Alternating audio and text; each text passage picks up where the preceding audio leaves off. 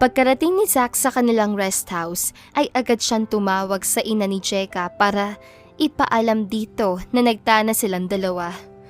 Zack, hindi ko mapapaniwalaan na sinasabi mo, iho. Kinig ang boses na sabi ni Isabel sa binata dahil alam nito na binigo ni Jeka ang kanyang pag-ibig. Mama, gusto ko lang naman po malaman ninyo na magkasama kami ni Jeka ngayon para hindi kayo mag-alala. Malumanay at kunwaring mabait na sabi niya sa ina ng dalaga. Ngunit, paano mangyayari na sasama siya sa iyong magtanan? Gayong sinabi niya sa akin kagabi na wala siyang pagmamahal sa iyo. Kaya binigo niya ang iyong pag-ibig. Parang gustong magpanik-tawi ka ni Isabel sapagkat nararamdaman nito na nasa panganib ang panganay na anak. Nagkatampuhan lang po kami, kaya niya nasabi sa inyo ang ganoon. Ang totoo po ay 1 buwan na kami mag-boyfriend at nahihiya lang po si Jeka na aminin sa inyong katotohanan. Ganoon naman pala. Bakit kailangan niyo pang magtanan? Bakit hindi niyo nalang sinabi na gusto na ninyong magpakasal? Sunod-sunod na tanong nito sa kanya. Hindi niya alam kung ano ang kanyang sasabihin dahil hindi niya napaghandaan ang ganoong klaseng mga katanungan.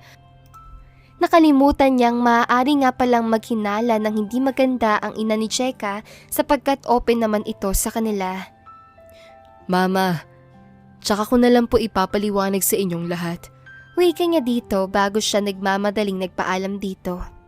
Sandali lamang, Zack. Mas mabuti pa kung uuwi na lang kayo ngayon para mapag-usapan na namin ng iyong ama ang tungkol sa kasal ninyo ni Jeka. Ngunit ayaw pa po ni Jeka na umuwi at ayaw din po niya makipag-usap sa inyo. Pagkukunwari niya sa ina ng dalaga. Kung nasaan man kayo ngayon, sabihin mo kay Jeka na hindi ako magagalit. Basta umuwi na lang kayong dalawa.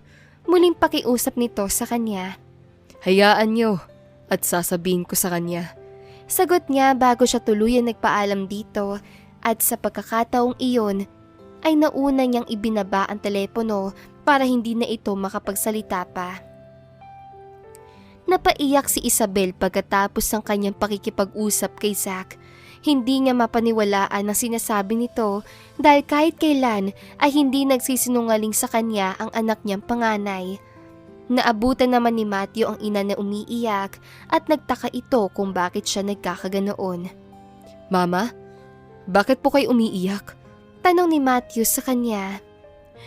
Kakatapos ko lang kausapin sa telepono si Zack at ang sabi niya ay nagtanan daw silang dalawa ng ate Jeka mo. Humihigping sagot niya sa kanyang pangatlong anak. Akala ko ba ay binasted ni ate si Zack? Tanong ulit ni Matthew sa kanya. Yun din ang alam ko, kaya imposible ang sinasabi ni Zack sa akin. Mama, wag mo na po kayong umiyak. Anong malay natin kung nagbibiro lamang si Zack? Ang dapat nating gawin ay hintayin ang pag-uwi niya at ni ate Jeka ang makakapagpatunay kung ano nga ba ang totoo. Pagpapalubag loob nito sa kanya. Tawagan mo ang ate mo at hindi ako mapapalagay hanggat hindi ko siya nakakausap. Utos niya dito. Sinubukan ang tawagan ni Matthew ang kapatid na panganay, ngunit hindi nito makontak si Jeka. Patay yata ang cellphone ng ate, kaya hindi ko siya makontak. Sabi nito sa kanya. Lalo akong kinakabahan ngayon. Wika niya bago siya muling napaiyak. Gusto niyo bang puntahan kong ate para mapalagay ng inyong kalooban? Sarado na rin ang butik ng ate mo sa ganitong oras, kaya hintayin na lamang natin ang kanyang pagdating. Habang tumaraan ang mga oras ay lalong lumalakas ang kabog ng kanyang dibdib. Lalo pa nga at hanggang sa mga sandaling yun ay hindi pa rin dumarating si Jeka. Hanggang sa lumipas ang buong magdamag ay walang Jeka na dumating at maging sina Drake, Matthew at Ronnie ay kinakabahan na rin. Hindi naman nila magawang mag-report sa mga pulis dahil wala pang 24 oras na nawawala ang kanilang kapatid. Kapag may ginawang masama ang Zack na yan kay ate Jeka ay hindi ko siya mapapatawad. Kuyom ang mga kamaong sabi ni Drake. Patawarin ako ng Diyos. Pero siguradong magugulpi ko ang sak na yun kapag nagkataon. Nangangaliiti ang mga bagang na sabi naman ni Ronnie habang pinapalagutok nito ang mga daliri. Huminahon kayo. Hindi pa tayo nakakasigurado kung ano nga ba ang tunay na nangyari. Wika ni Isabel sa mga anak. Samantala ay nagkamali na si Jeka at hindi siya makapaniwala sa mga nangyari. Zach, anong ibig sabihin nito? At bakit magkasama tayong dalawa sa kwartong to? Ningig ang buong katawang tanong ni Jeka sa binata. Jeka, nagtanan tayong dalawa. Hindi mo ba natatandaan? Nakangiting sagot ni Zach sa kanya. Nasisiraan ka na ba ng bait? Paano mangyayari yun samantalang hindi naman kita boyfriend? Malakas ang boses sa sabi niya dito dahil sa biglang napangiwi, nakaramdam ng pananakit ng kanyang buong katawan. Jeka, huminahon ka. Maaari naman natin pag-usapan na maayos ang lahat ng ito. Malumanay ang tinig na sabi nito sa kanya. Pag-usapan na maayos? Alin? Tong ginawa mo sa akin?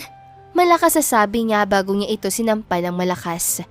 Jeka, mahal na mahal kita.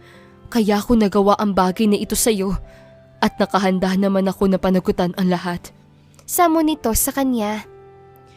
Alam mo naman na wala akong nararamdamang pag-ibig para sa'yo. Bakit ginawa mo pa sa akin ang bagay na ito? Hysterical na tanong niya dito bago siya napaiyak ng malakas. Jeka, bigyan mo lang ako ng pagkakataon para maipadama sa iyo ang katapatan ng pag-ibig ko. At huwag kang mag-alala dahil magpapakasal tayo sa lalong madaling panahon.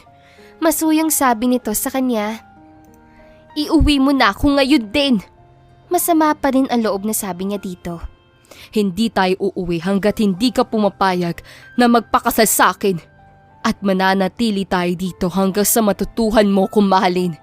Tiimbagang nasabi nito habang hinihimas ang kanyang pisngi. Muli siyang napaiyak na malakas dahil sa sinabi nito at natatakot siya na muli nitong ulitin ang pang-angkin sa kanya ng sapilitan. Pakiramdam niya ay mamamatay siya kapag muli siyang nadantayan ng katawan nito. At ngayon pa lamang ay gusto nang bumaliktad ng kanyang sikmura. Siguradong nag-aalala na ang aking ina at mga kapatid ngayon. Kaya kailangan mo na akong iuwi. Tinawagan ko na ang mama mo at sinabi ko sa kanya na nagtanan tayong dalawa para hindi na sila mag-alala sa'yo. Talagang pinagplanuhan mo ang lahat ng ito at alam ko na kasabot mo si Faye dahil bigla ako nakaramdam ng matinding antok matapos kong inumin ang tsaa na inihanda niya. Galit na sumbat niya dito bago niya ito pinagsusuntok ng malakas sa malapad itong dibdib. Sinalag lamang ni Zach ang kanyang mga kamao at pagkatapos ay sapilitan nitong inangkin ang kanyang mga labi. Diring-diri siya kaya napilitan niyang kagatin ang mga labi nito upang tigilan nito ang paghalik sa kanyang mga labi. Napasigaw naman ito dahil sa matinding sakit na naramdaman at dahil doon ay nabitiwan siya nito. Kulang pa yan para makaganti ako sa ginawa mong pagsira sa aking kinabukasan. Sigaw niya dito bago siya nagmamadaling magbihis upang hindi manatiling nakabilad sa mga paningin nito ang kanyang kahubaran. Mabilis namang nagtungo si Zach sa banyo para hugasan ang nagdurugo nitong mga labi at sinamantala naman niya ang pagkalingat nito. Mabilis siyang kinuha ang kanya shoulder bag at pagkatapos ay nagmamadali siyang lumabas sa silid na iyon. Lakad takbo ang kanyang ginawa para makarating siya sa highway at hindi naman nagtagal ay nakarating din siya sa kalsada. Shit! Ang nasabi ni Zach na hindi na niya makita si Jeka paglabas niya mula sa banyo. Mabilis siyang nagbihis pagkatapos ay nagmamadali na siyang sumakay ng kanyang kotse. Nagbabaka sakali siya na maaabutan pa niyang dalaga, ngunit ganoon na lamang ang kanyang panlulumo dahil hindi na niya ito nakita. Tinawagan niya ang kanyang ama habang nagmamaneho siya pabalik na Maynila. Kailangan kasing masundan agad niya si Jeka upang hindi ito makapagsumbog ng masama sa mga kapatid nito. Papa, magpunta kay sa bahay na Jeka para mapag-usapan na po ang tungkol sa kasal naming dalawa. Sabi niya sa ama. Maganda balita yan, anak. Ano ba ang nangyari at bigla-bigla naman yata ang pamamanhikan natin? Tanong ni Ramon sa anak.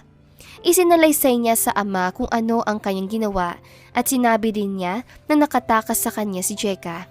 Sige, pupunta na ako sa kanila para maagapan kung ano man ang binabalak ni Jeka. Alam ko na mahalaga ang karangalan sa kanyang pamilya at hindi papayag ang kanyang mga magulang na hindi kayo makasal kaagad. Sabi pa ng kanyang ama. Papa, kayo na po ang bahala. Alam naman ninyo kung gaano ko kamahal si Jeka. Bilin pa niya sa kanyang ama. Sige, ako na ang bahala. Ayusin mo yung pagmamaneho mo at baka kumapano ka pa. Sabi nito bago nagpaalam sa kanya. Mahal na mahal niya si Jeka at gagawin niya ang lahat para mapasa kanya lamang ito. Alam niyang mali ang kanyang ginawa, ngunit iyon lamang ang alam niyang paraan para maangkin niya ito ng tuluyan. Higit pa roon ay kaya niyang gawin basta masiguro lamang niya na siya ang mapapangasawa nito. At ang sino mang humadlang ay nakahanda niyang burahin sa kanyang landas. Nakauwi na si Jeka sa kanilang bahay at sinalubong kaagad siya ng kanyang ina at mga kapatid. Jeka, bakit ngayon ka lang umuwi?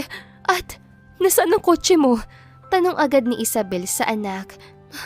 Mama, ang tanging na sabi niya sa ina bago siya napaiyak sa dibdib nito. Ate, sabi mo sa akin kung ano ang nangyari sa'yo. Maiting na wika naman ni Drake.